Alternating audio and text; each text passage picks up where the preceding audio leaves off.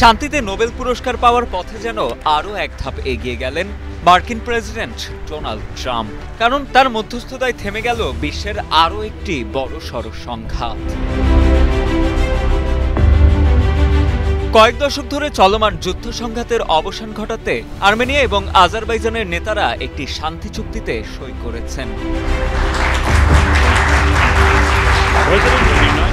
৮ August white হাউসে মার্কিন president Donald ট্রাম্পের উপস্থিতিতে শান্তি চুক্তিতে স্বাক্ষর করে দীর্ঘদিন ধরে বিরোধে জড়িয়ে থাকা দেশ দুটি একে অপরের সাথে চুক্তির পাশাপাশি দক্ষিণ ককেশাসের দেশ দুটি যুক্তরাষ্ট্রের সঙ্গেও বিশেষ চুক্তিতে চুক্তিবদ্ধ হয়।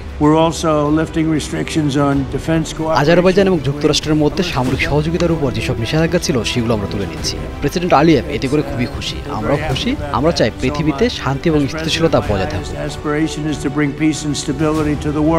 চুক্তিতে সইকালে আজারবাইজানের প্রেসিডেন্ট ইলহাম আলিয়েভ এবং আর্মেনিয়ান প্রধানমন্ত্রী নিকোল পাশিনিয়ানকে নিজের পাশে রেখে ট্রাম্প জানান, দেশ দুটি যুদ্ধ বন্ধ, কূটনৈতিক সম্পর্ক উন্মুক্ত এবং একে অপরের আঞ্চলিক অখণ্ডতাকে সম্মান করার জন্য এখন প্রতিজ্ঞাবদ্ধ।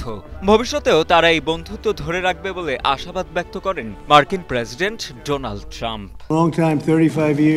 ৩৫ বছর ধরে তারা যুদ্ধ করছে, আর এখন তারা বন্ধু। তারা দীর্ঘ সময় ধরে বন্ধু থাকবে। আর্মেনিয়া এবং আজারবাইজানের ঐতিহাসিক শান্তি চুক্তিতে হোয়াইট হাউসে সবাইকে স্বাগত জানাতে পারাটা আমাদের জন্য বেশ সম্মানের। এটি সত্যি আমার জন্য দারুণ রোমাঞ্চের ব্যাপার।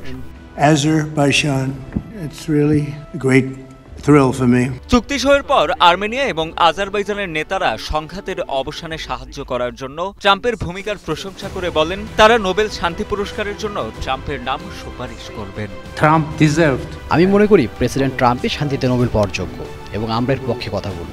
আমরা এই বিষয়টি প্রচারও করব। শান্তিতে নোবেল পুরস্কার যদি প্রেসিডেন্ট ট্রাম্প না পান তাহলে আর কে পাবেন? নোবেল শান্তি কমিটি অতীতে এমন কিছু অদ্ভুত সিদ্ধান্ত নিয়েছে যেগুলো আমাকে সত্যি খুবই হতাশ করেছে, কিন্তু প্রেসিডেন্ট ট্রাম্প মাত্র ৬ মাসে অলৌকিক কাজ করেছেন। উল্লেখ্য, ১৯৮০ সালের শেষের দিক থেকে আর্মেনিয়া এবং আজারবাইজানের মধ্যে বিরোধ চলছে। আজারবাইজানের অঞ্চল নাগর্নো কারাবাখ নিয়েই মূলত এই বিরোধ। সেখানে বেশিরভাগই জাতিগত আর্মানীয়দের বসবাস। মারাত্মক ধ্বংসযজ্ঞের মধ্য দিয়ে অঞ্চলটি আজারবাইজান থেকে আলাদা করেছিল আর্মেনিয়া। পরবর্তীতে ২০২৩ সালে আজারবাইজান এই অঞ্চলের সম্পূর্ণ নিয়ন্ত্রণ পুনরুদ্ধার করে। এক পর্যায়ে অঞ্চলটির প্রায় ১ লাখ আর্মেনীয়দের সবাই পালিয়ে যায়।